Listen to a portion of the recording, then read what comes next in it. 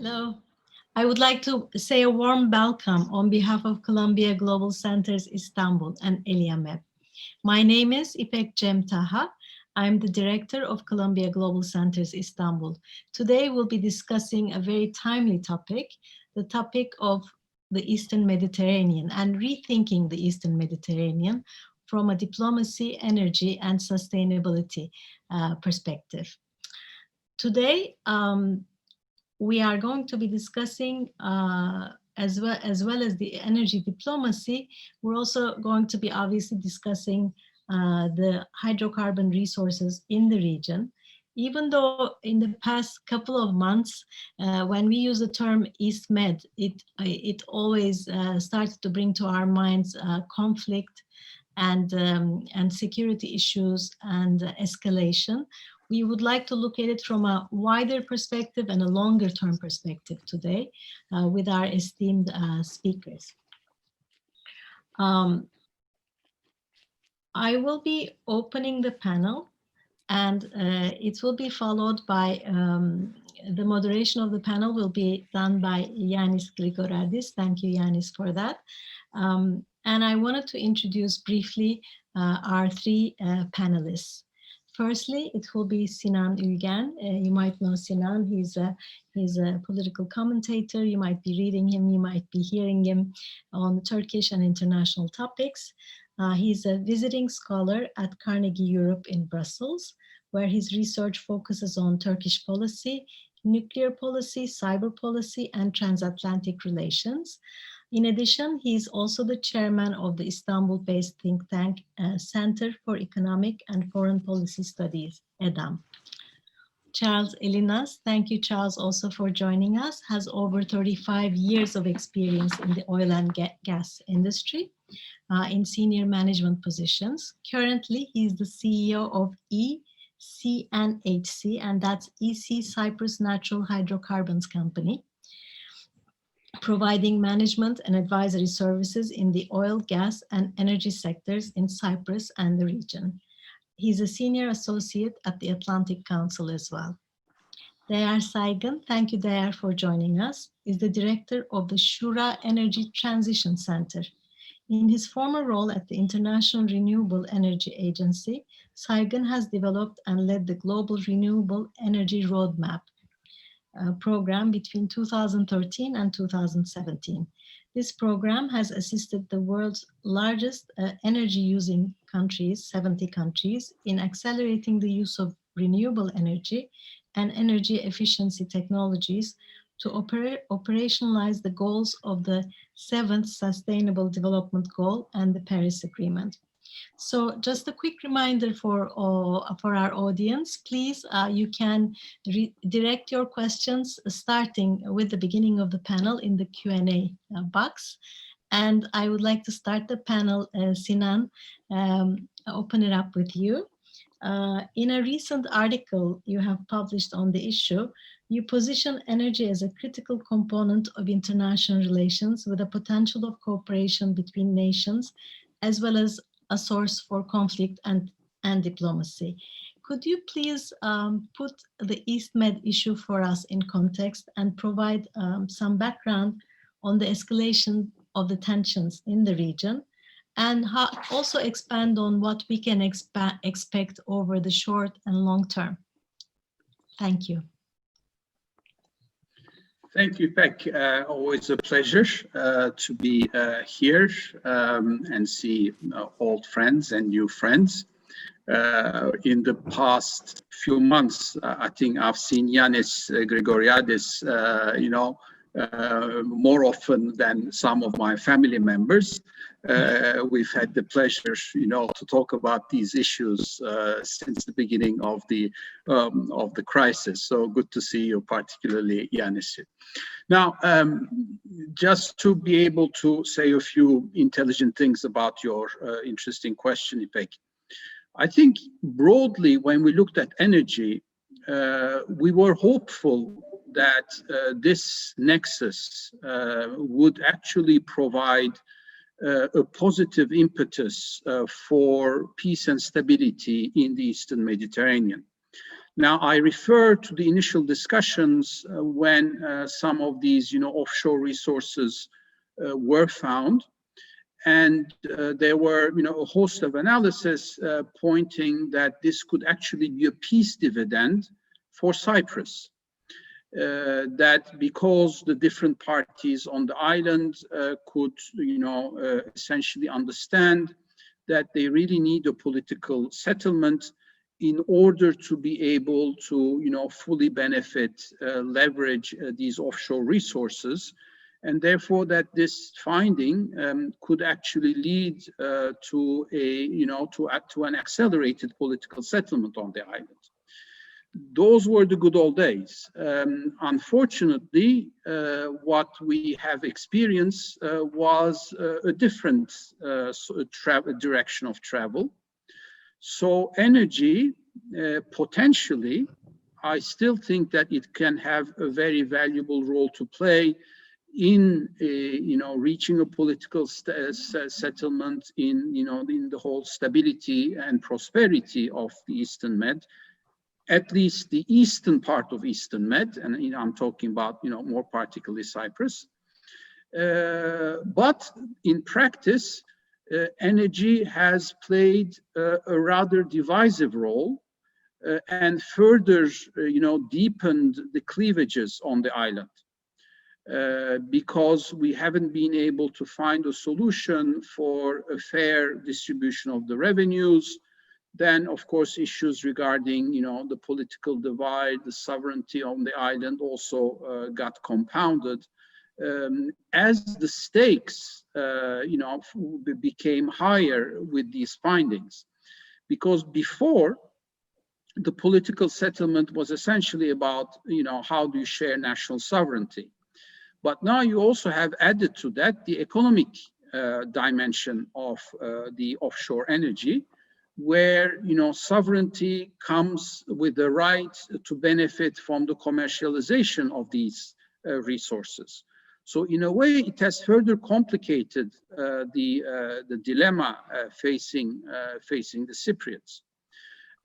However, I still am hopeful that energy could actually become a positive influence, because, and here there certainly are people who are much better versed than me to assess the situation, but it seems to me that still with everything, and of course with with the global direction, pressure on hydrocarbon prices, still the most feasible route for these offshore gas to reach European markets is by way of a pipeline to and from Turkey.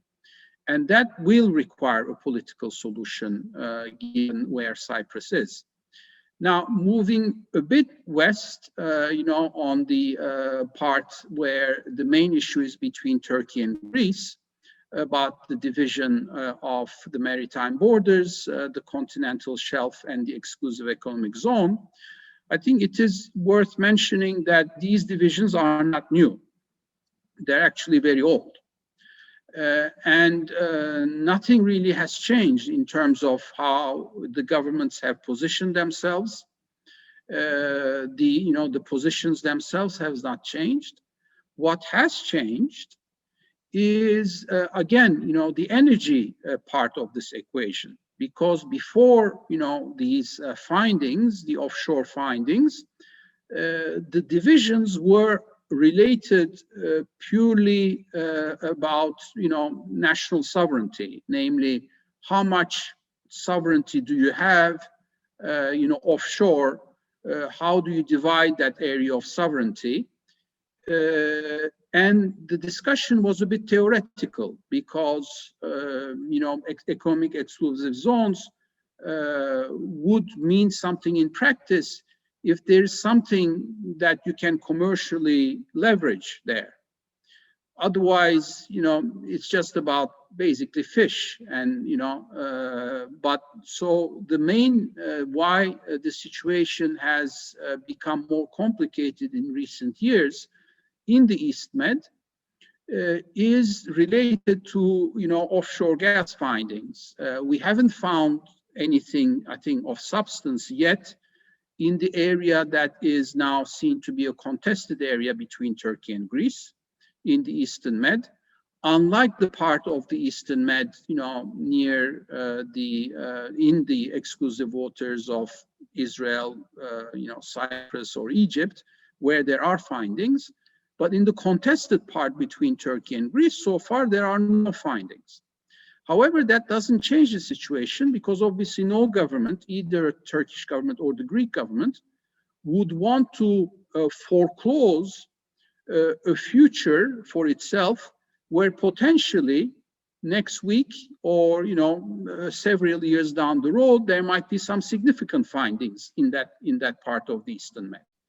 So I think energy, one more time, has come to complicate the political negotiations over how do you share that part of the Eastern Mediterranean. And then you have a third geography which is different, which is the Aegean, where in the past we have also seen a similar crisis between Turkey and Greece, dealing with the continental shelf, where each side was trying to explore for hydrocarbon resources. So overall, when I take a step back, I think I can credibly argue that despite its potential for accelerating peace, prosperity, and understanding, energy so far has played rather a detrimental role in terms of the political divisions of this geography that's so dear to us. Now, can that change? Yes, it could change, because there's no reason, theoretically at least, to think that we cannot revert our positions and look at how energy can actually become a positive catalyst for a settlement. And incidentally, there are a few options out there that I think is certainly worth discussing about how that can be. The first one is the condominium sort of solution to Cyprus, where essentially the two sides basically agree to disagree on the political context, which certainly seems to be the direction that we're traveling with, but nonetheless, they agree on the joint commercialization and distribution of revenues from the offshore resources. This is something that is not, is on the table. It's not worded as such, as a condominium, but nonetheless, as far as I understand, the Turkish Cypriot offer is quite close to what I express here. The Greek Cypriots, however, fear that such an arrangement could imply a tacit recognition of the Turkish Cypriot entity, and therefore these discussions have not gone too far in terms of reaching a settlement. But nonetheless, this is in practice, for instance, how energy could play a positive role in accelerating a solution. And I think we can extrapolate from that and basically argue that such a solution should also be part of the diplomatic efforts between Turkey and Greece. Because ultimately, if Turkey and Greece cannot agree on how they are going to share the maritime resources, how they are going to address their divisions regarding the continental shelf, they could potentially agree on the fact that they can share the resources, the hydrocarbon resources that are not there today, but maybe in the future there might be some. So the condominium principle, the joint operation and commercialization of whatever hydrocarbon resources might be there, could offer a way out to the current stalemate that we are witnessing. And there, of course, we come to the issue of, well, what's going to be the exact geographical scope of this understanding? Whether, for instance, the Aegean could also be part of this understanding. where we do have these rather difficult thorny problems between Turkey and Greece over, sovereignty issues in the Aegean. So that's basically where I want to end, given our time constraint, is to say that so far energy has, perhaps against many of our expectations, have not played a positive role in accelerating a settlement. But nonetheless, when you talk about, the prospects for the near future, that there can be a diplomatic option available to either, the communities in Cyprus or between Turkey and Greece to creatively use energy in order to diffuse tension and basically sideline their political differences and basically leverage the economic benefits, even in the absence of a political solution.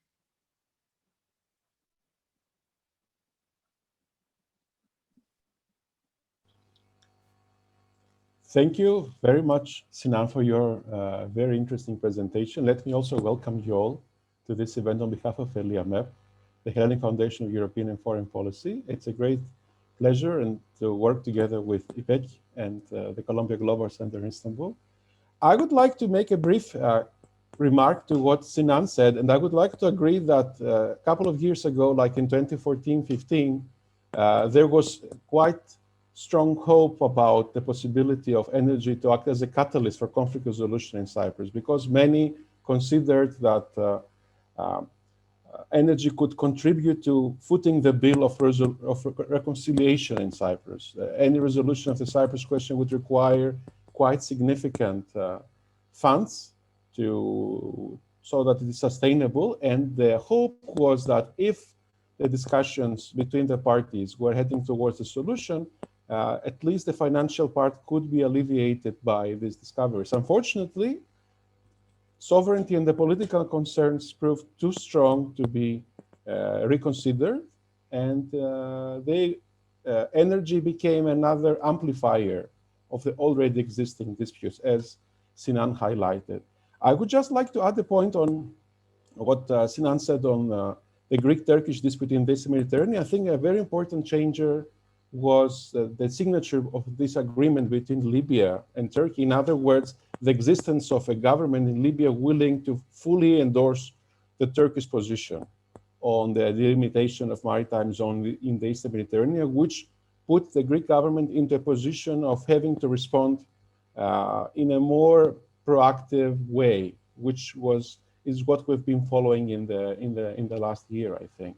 So now the floor goes to Dr. Ellinas, who has been a leading expert on Cyprus energy issues and the hydrocarbons development, but he also can give us the dimension of sustainability and the environmental part of this debate, because this is something that has been remarkably absent in all discussions, and this is something that has been going throughout the history of Greek-Turkish disputes on the delimitation of maritime zones in the Aegean and the Eastern Mediterranean. There was very limited discussion about the positive negative effects of this monetization on the environment and whether there are other opportunities of cooperation beyond hydrocarbons.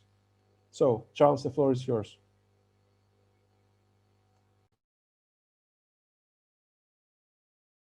Can you please unmute yourself? Yes, thank you very much for the invitation. I'm very, very pleased to be here. I'm a little bit concerned that I thought the webinar was going to be about climate change and other issues and not about the perennial problem of maritime disputes.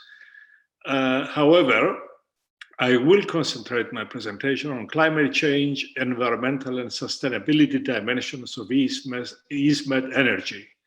But I'd like to say something about Sinan's presentation. There is also a third way. The fact that gas is no longer exportable from the EastMed to global markets, it passed its sell-by date. It no longer is commercially viable to export it to anywhere. And I will say a few things about it. So we're all fighting windmills. We are not, it's no longer, gas should no longer be an issue for disputes. Anyway, let me go into my own presentation. So COVID-19 has, I'll give you some global highlights first. COVID-19 has led to cancellation of drilling for gas in the EastMed, but has also affected gas and energy developments globally. The global gas industry was in trouble due to overproduction of gas and LNG much before COVID-19. The pandemic has made it much more difficult. There has been a decisive move to clean energy due to social pressure, but also to progressively lower costs of solar and wind power. The economies of all countries around the EastMed have been affected partly by COVID-19, and recovery will be challenging. Coming out of it, countries of the region should prioritize sustainable development. Let me describe some of the developments in terms of climate change and policies in the EU and the rest of the world. First of all, let me start with the EU. The EU has adopted the European Green Deal with emphasis completely on renewables and clean energy. It is also committed to net zero emissions by 2050. It is about to commit to reduce emissions by 55% by 2020. Let me just open my presentation because I need to show you a few things. So the EU has also adopted a hydrogen strategy. It's committed to environmental, social, and governance criteria, which are now central factors in measuring the sustainability of social impact of energy investments. This graph, and I will talk about it later on, shows the impact of these changes. Basically, you cannot achieve a 55% cut in emissions by burning gas. So in Europe, as a result of these changes, the use of gas is going to go down dramatically. And these are scenarios presented by the European Commission. But this is the blue is gas, natural gas, and that's how much it was burning in 2015. By 2030, it will go down by 20%. And by 2050, the use of gas in Europe will go down by 75 to 85%. In addition to all of these things, recently the European Ombudsman criticized the criteria EU uses to assess natural gas projects. These criteria are now being revised to include climate change and sustainability. That will make funding of natural gas projects by the EU and its institutions much more difficult in the future. So no pipelines going from the EastMed to Europe, either through the Mediterranean or through Turkey or through anywhere. They are no longer needed.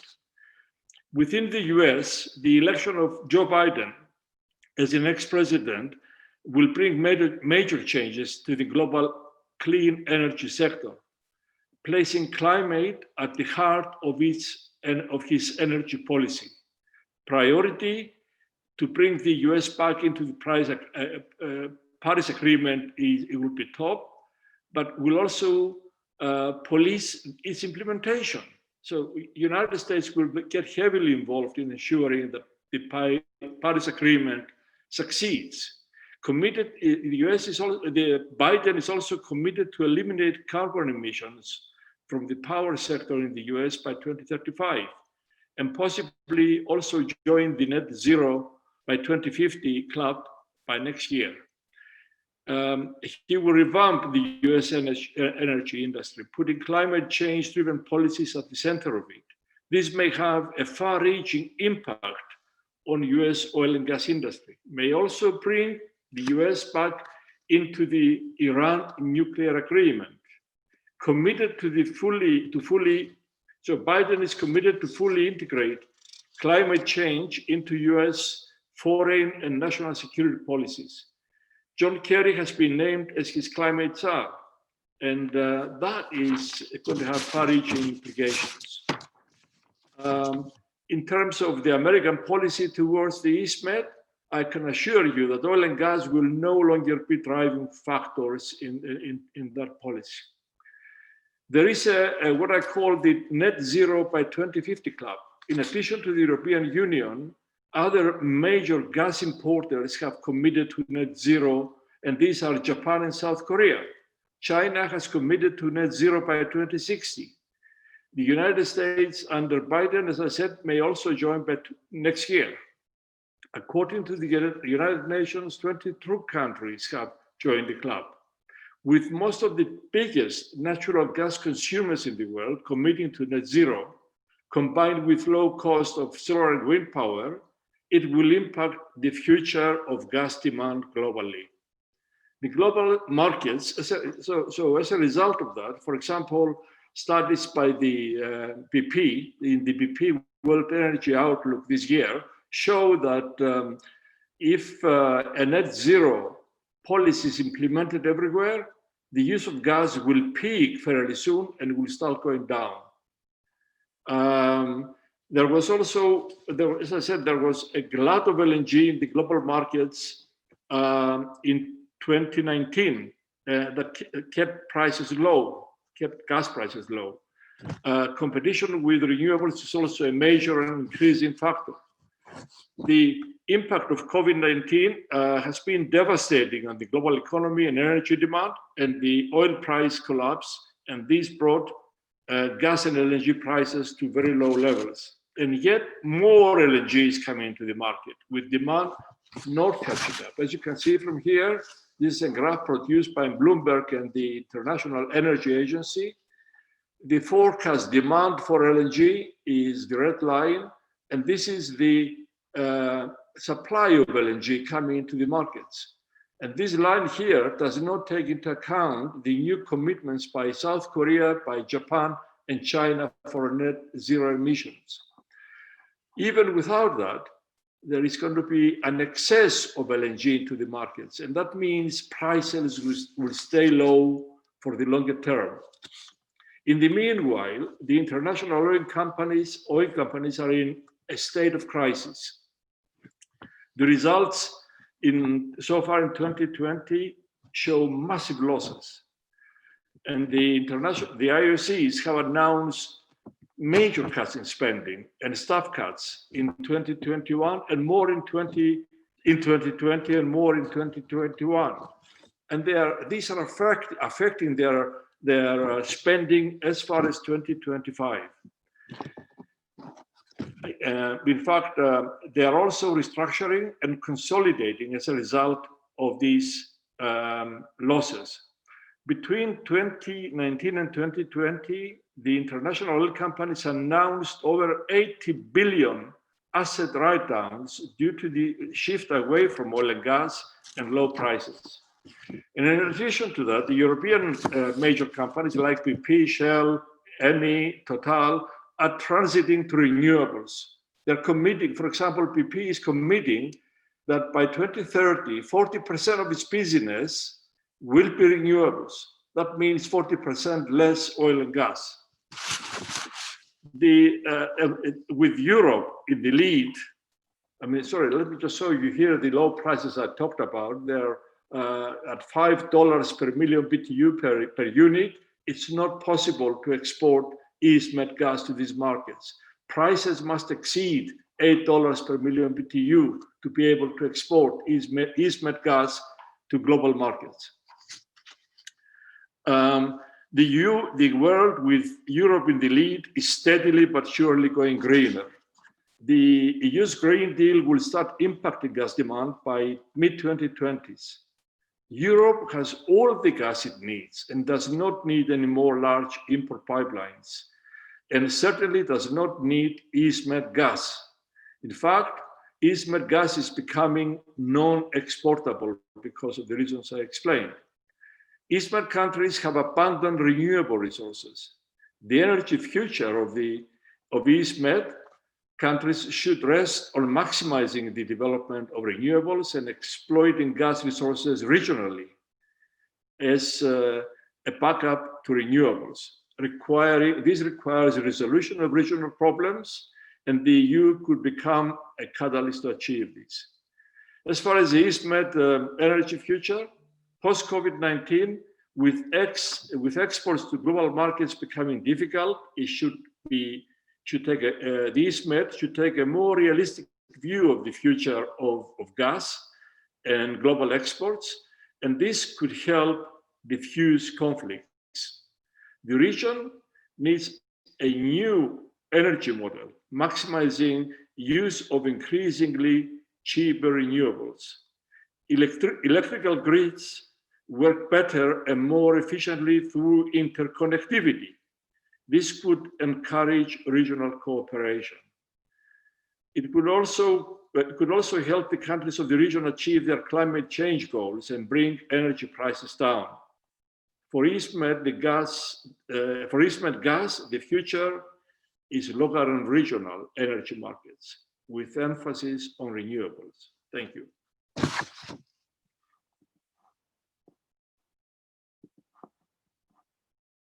Thank you very much, Charles, for this very interesting presentation. If I can combine the two presentations, I can maybe argue that the opportunity for the gas was really lost in 2014 or 2015, when then it would be possible to have a sort of a viable project that could transport the natural gas to Europe. As Charles argued, now the gas may be interesting on a regional and local level, but it is renewable energy, the future, not only for Europe and the Gulf, but for the Eastern Mediterranean as well. So we may be discussing then a different question. So how can Greece, Turkey, and the other, Cyprus and the other EastMed partners, EastMed countries, work together in order to maximize benefits from cooperation and mutual exploitation of the renewables potential of the region? So I will pass the floor now to Dr. Değer, who is an expert exactly on this. So we're looking forward to your presentation. Thank you very much, first of all, for the invitation, but also to be able to comment on this very crucial topic, which very much links with the energy strategies and the transition trend Turkey is following in the past few years. I've noted down a few keywords from the previous excellent interventions, namely the cooperation aspect, the cost competitiveness, and climate and sustainability. And I'll try to build on these keywords along with the transition strategies of Turkey and why gas matters and how that fits. Of course, we know to a large extent why gas is so important, local gas. It's the main underlying question of Turkey's energy strategy lies on reducing current account deficit, which is largely made up of energy imports. And within the total energy import, gas imports are having a significant share. However, what we see now at the moment in Turkey's energy sector developments, a very rapid renewable energy uptake in the power sector, a big emphasis on the local use of energy efficiency resources, which also define core of Turkey's energy strategy, which are also overlapping with the global energy transition paradigm we are seeing. So the question for me is, what's the role of gas in this equation? And actually, as SHURA Energy Transition Center, we tabled a paper at the beginning of September, when the first large local gas reserve in the Black Sea was announced, and we tried to put that in perspective of that Turkey energy strategy and transition discussion. Now, the total energy import volume of Turkey is about $40 billion, where depending on the year and how you value that gas, it is a share of around a quarter to 35% within that total. And if you look at how gas is supplied to Turkey, 70% comes from pipelines and 30% from LNG sources. And we see now the significant changes on the LNG market. And that is, of course, not a surprise, parallel to the oil markets. And so that's the supply side and the economic context. And what it means for Turkey is to compare now with the latest numbers of the gas reserve which was found. Of course, this is not East Mediterranean, but just to put in perspective, we talk about 1,000 times bigger reserve discovery compared to the current production level in Turkey, domestic or indigenous production. So that's why it matters this much local gas. And it's more than 100 times of Turkey's any discovered reserves before August 2020, what was found in Black Sea. So just to put this on the table to show the scale. So reserve is this, the supply is on this side, and to be able to understand the role of gas in this transition speed Turkey has started taking in the past few years, we need to understand where gas is being used. And actually, if you look at the past decade or so, the predominant focus of gas was on the power sector. Of course, that was an outcome of the liberalization that has started in the early 2000s, where lots of private sector investments have taken place on gas generators, because a good market has been foreseen back then with good price developments and a growth in electricity demand. And eventually lots of gas, about say 20 billion cubic meters per year was consumed by the power sector, the single largest user. And over time, with population growth, etc., the demand has shifted to heating and industry, manufacturing industry sectors. Today, these markets represent about more than half of all gas demand. The power sector has lost its share, and the heating sector has gained a more or a higher share in the total demand. So the question is, what happened in the power sector? Why gas is not being used as much? And actually, I think we heard that in the previous presentation, the renewables are the underlying reason for that. So there's an unseen, not experienced so far pace of renewables uptake in the entire world, and Turkey is one of those countries where this transition in the power system is happening. If you also look at the latest statistics announced for 2000, you see a significant share of especially wind and solar gaining capacity in the power market, and that is because of the cost. And that's the cost competitive question. Compared to renewables, there is no other source that is as cheap to produce electricity. And actually, we've seen the impact of changing power market dynamics over gas during the COVID period, and we've seen it also last year. If you follow the power sector discussions of Turkey, there is overcapacity of too much capacity to supply the demand in Turkey, and that was because of large investments in the past 2 decades. And during the COVID period, when the demand has gone down significantly in the first months of the pandemic, the overcapacity has been felt even more because there was no need for that much capacity. The demand was going down, and this pushed gas outside of the system more and more. So renewables are the main choice of investors at the moment, and this will be the case from a cost competitive perspective in the coming years. So gas may look like losing a significant share, but there will still be importance of that, and we discussed that in our earlier work by SHURA.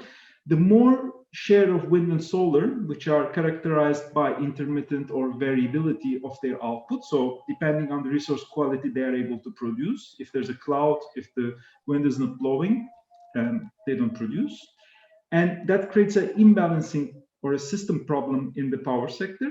And gas, as a flexible source, can provide a big solution to that. So there's an important synergy between the two. A few words on the heating sector. There is already a big importance of gas infrastructure for buildings heating, for homes and offices, obviously. And at the same time, Turkey has a very comprehensive and inclusive National Energy Efficiency Action Plan. The more efficient our energy system will be, the less demand there will be also for gas. So we also need to think of that. And especially, it was mentioned a few minutes ago in the context of the European Green Deal, which is a climate neutral but an industry competitiveness strategy of the EU, which actually goes beyond its borders for its exporting neighbors to the EU to also transition their energy system. And EU being the largest trade partner of Turkey, by accounting for more than half of all Turkey's exports, is now putting a sudden agenda on the industry's decarbonization. Before, this discussion was known, but there was not the push for accelerating it. Now, industry of Turkey, to maintain competitiveness and its export power, will now need to decarbonize itself with more efficiency, renewables, and also alternatives to fossil fuels. So here, this is actually a very important area for cooperation between the EU region and Turkey. And also, as for imported gas, to find alternatives like local gas, there will also be important alternatives like green hydrogen, which can create synergies with local gas. So to extend its use and to make it used in a more sustainable and continued way. This is also another area for cooperation. And if we will, as Turkey, use more and more our local gas resources rightly to reduce our import costs, renewables and energy efficiency make a very complementary approach to that, to make their use of local gas reserves longer for more years. So this strategy is crucial. There is a need for planning for this, how we will utilize these local resources at the most competitive way with our transition strategy of Turkey that we've already started being part of globally, and also how we can identify new ways of cooperation on issues that define the transition. So I'll stop here, and of course happy to answer any questions, but also contribute later. Thank you. Thank you very much, Değer, for your very interesting intervention. Let me make a point which I think is important to raise. It is clear that renewables and wind power is taking on in the region, and there's certainly a very important potential there. But I would like to share some concerns raised by at least some environmental groups in Greece that, while not being against, in principle, wind power, the way that wind parks are designed, or the sort of its effect on the natural environment, has raised reasons for many concerns. So, for example, there have been some Greek projects developing wind power parks in mountains, in protected areas, or in some of the smaller Aegean islands. So in that respect, developing a regulatory framework so that sustainability also refers to the development of wind power, I think it's extremely important. So I will now move to the Q&A session, and I will start reading questions that our followers are sending to us. The first question I have is for Charles Ellinas. President-elect Joe Biden is committed to the Paris Agreement, as you mentioned, and he supports a net zero by 2050 target. We also know the European and Chinese pledges. As the 5th anniversary of the Paris Agreement is approaching, we know from the Trump administration that these commitments by countries are in fact vulnerable to changing political government and calculations. So what does this tell us for the future of the issue, as we all know that we need long-lasting policies that should survive changing political currents in the US and elsewhere?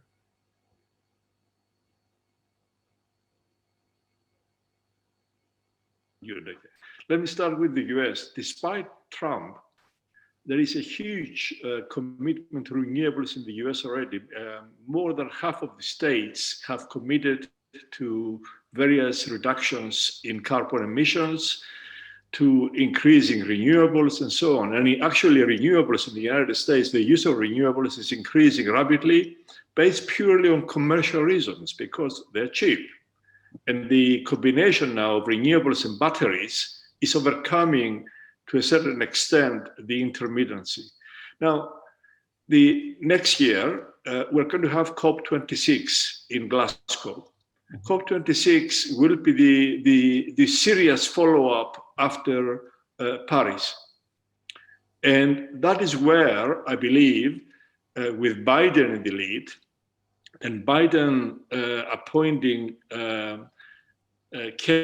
Senator Kerry as his environmental czar, they will take the lead there and work with the Chinese and Europe to introduce a lasting new agreement, an update on the Paris Agreement, with more ambitious targets, more commitments.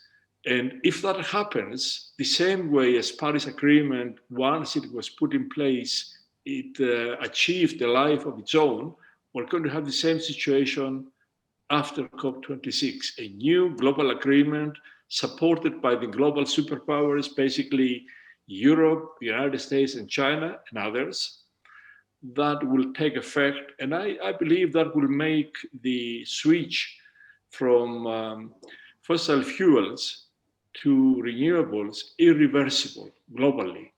And the EU is also, based on what Değer said before, with this carbon tax, will influence what is happening everywhere around them. Anybody that wants to have a commercial relationship with the EU will have to supply products with low carbon emissions.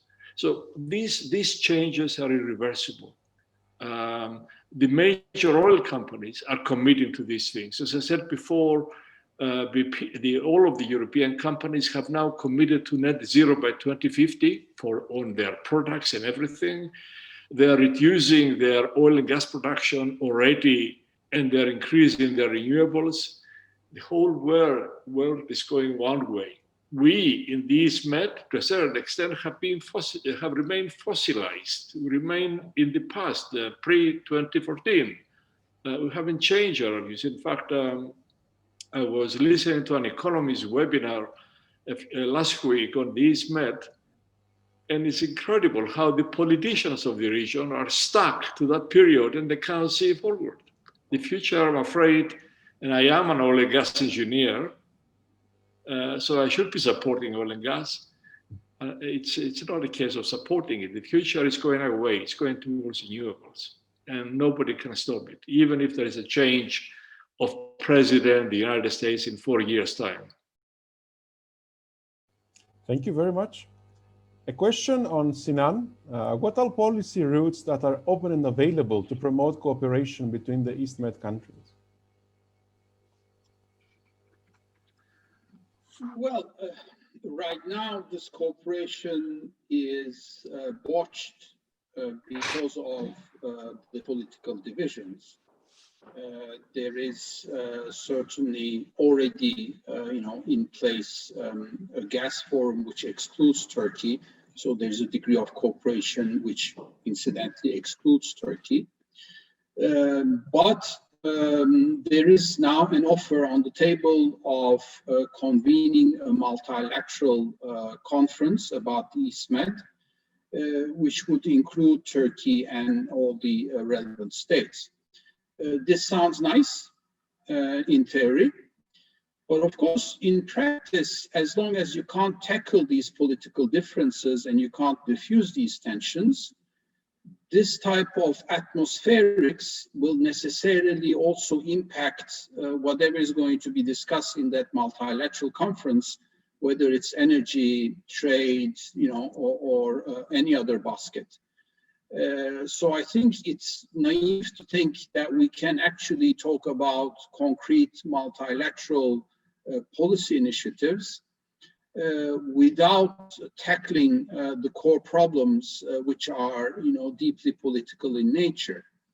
So my hope really is that, given that there's a basket of differences between Turkey and Greece, that those two countries can come to an agreement to start their bilateral negotiations. These can lead a political solution for some areas. If it can't, they could also agree to take their differences to an international court. So that would at least diffuse the tension. And on the eastern part of EastMed, about Cyprus, really right now, to be realistic, I only see talks about, what I said was a condominium formula, but essentially how the two sides can agree on sharing the revenues from these offshore resources, while disagreeing on the conditions for a political settlement, because on that last one, I've sort of lost hope. Thank you very much. There is another question from Professor Achilles Kanelopoulos. What do the panelists think about the combination of EastMed natural gas using FPSUs for blue liquid hydrogen? So it's a more technical question for those of you who are experts. I'm not an expert, but I can try to answer. Yes. Of course, I mean, I brought up the topic of hydrogen, and maybe that's why I should just add a few things there. The hydrogen is not a new energy carrier. It's been produced for decades now and used by different sectors. The conventional hydrogen is typically fossil fuel, but when it goes to blue and green, then you talk about other ways of producing it.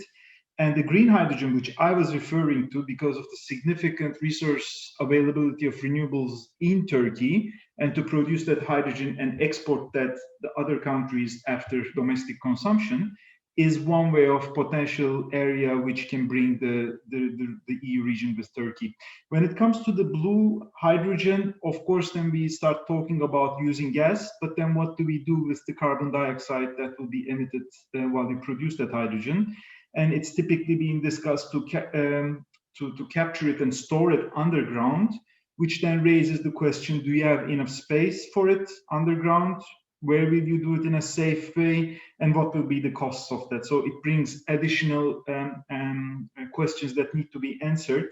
It's not as straightforward as producing from renewables, but of course, this is an area which many countries are also looking into. And it needs its own research, I must say. However, from a technical perspective and the cost perspective, the storage issue needs to be resolved. That's something I could add on it. Thank you very much. Next question from Mr. Mustafa Cem Alfar is more Turkey-oriented. The question, having in mind the new reserves discovered in the Black Sea, what should be the policy of Turkey in 2021 regarding renewing the existing gas supply agreements with Russia, Iran, and Azerbaijan? So maybe Sinan or Değer would like to comment.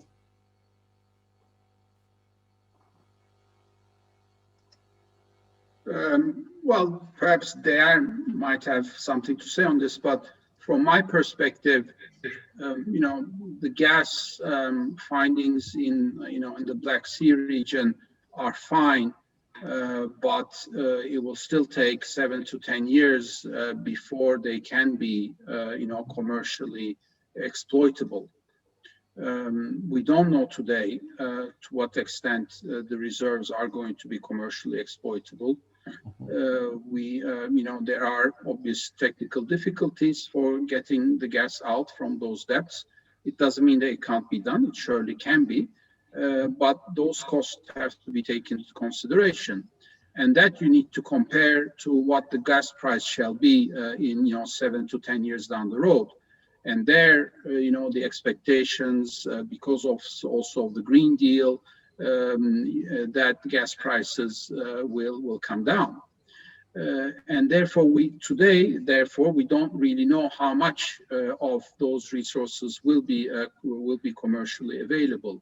Which means that Turkey will need to re-engage in long-term negotiations with its suppliers, Azerbaijan and Russia, without being able to fully understand and be confident about how much of that potential supply it can replace through its gas findings in the Black Sea. If everything turns out well, maybe the share will be higher, but perhaps for the reasons that I've tried to mention, the share might be lower. And therefore, the government has to sort of err on the side of, conservatism. Therefore, as a result, I don't think that this finding will have a big impact on these, negotiations for long-term supply. Maybe just to add to that, Turkey obviously would rightly use this for negotiation power, but also we need to be able to gain that negotiation. We also need a long-term planning of how we will use that gas and to which extent. Without understanding of those, alongside the cost and technical issues, how long are we going to utilize in which markets? The basis will not be fulfilled entirely.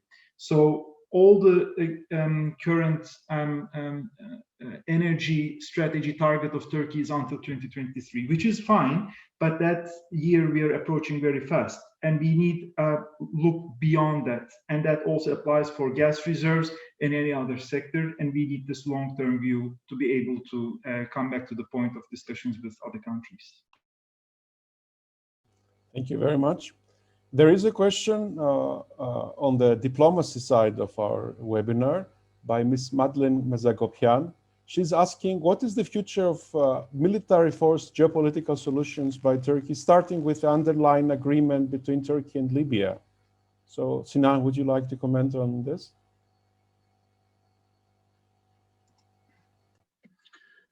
Well, I think there might be a slight misunderstanding about what Turkey wants to achieve through hard power politics.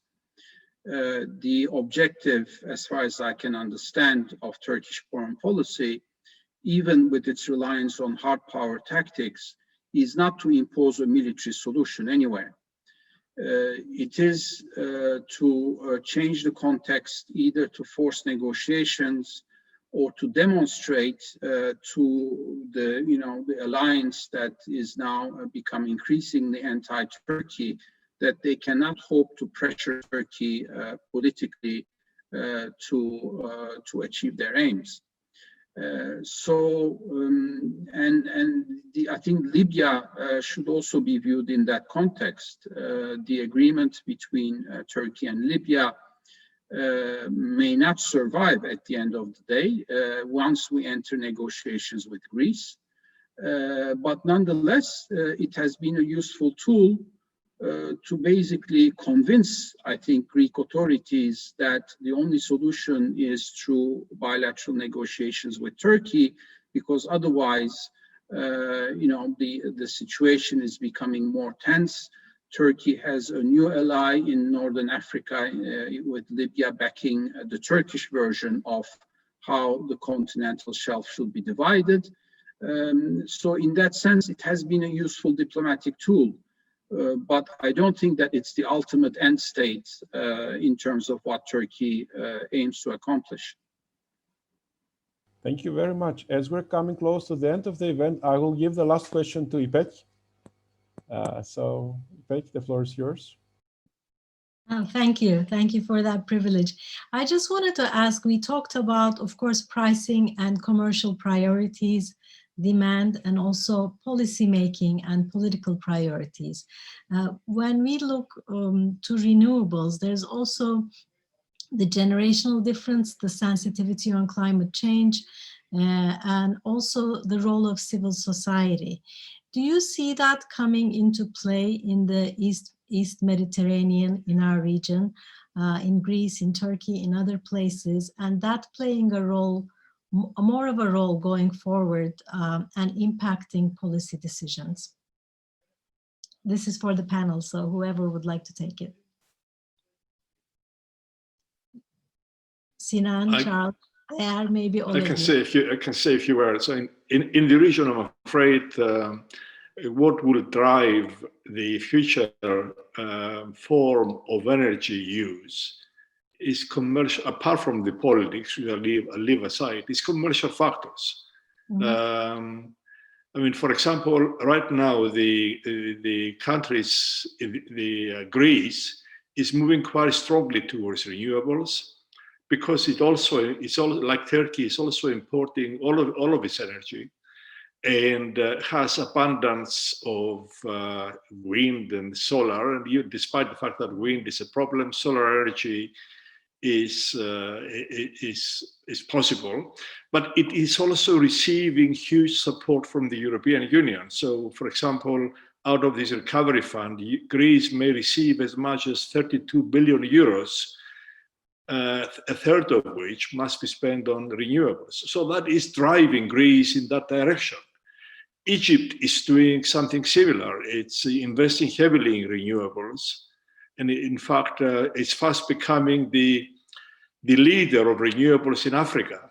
Again, because of its rising population, its increasing need of energy and costs. So it's costs that is driving that. The Egyptians don't care very much as to where their energy is coming from, provided it's cheap. So it is, I'm afraid, economic reasons that would lead to the increasing use of renewables. And with solar, and especially solar and wind coming down in costs, there is no question that eventually they will take over in terms of power generation, at least. Gas is not going to come down significantly in cost. In fact, if anything, is going to cost more because we are discovering it in more difficult places.